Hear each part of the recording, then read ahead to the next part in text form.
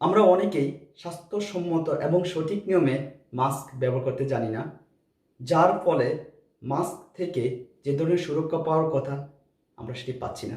আসুন আজকে আমরা জেনে নেই সঠিক এবং স্বাস্থ্যসম্মতভাবে কিভাবে মাস্ক ইউজ করতে হয়।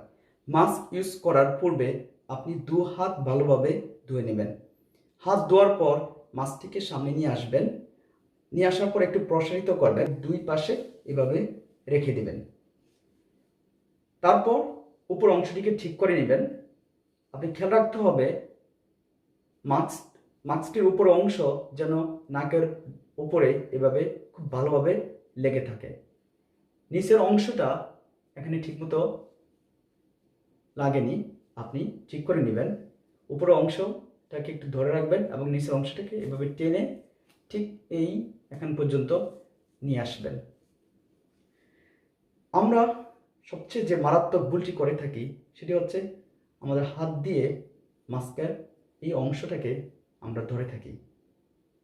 আমরা মাস্ক পরার উদ্দেশ্য হচ্ছে যে জীবাণু, সে জীবাণু যেন আমাদের মুখে অথবা নাকে না আসে। আর মাস্ক থাকার কারণে সে জীবাণু মাস্কের এই সামনের অংশে লেগে থাকে। আমরা অনেকেই হাত দিয়ে সামনের অংশে ধরে থাকি এবং সে জীবাণু আমাদের হাতে আসে, হাতে আসার পর আমাদের শরীরের বিভিন্ন অংশে চলে যায়। আরেকটি গুরুত্বপূর্ণ তথ্য হলো আপনি এই ব্যবহারকৃত মাস্কটি কীভাবে ফেলে দেবেন। এক হাত দিয়ে এই অংশটিকে দূরে নিয়ে আসবেন, বাকি হাত দিয়ে অন্য অংশটিকে মুখ থেকে একেবারে দূরে নিয়ে আসবেন। আসার পর এটিকে ডাস্টবিনে ফেলে দিবেন।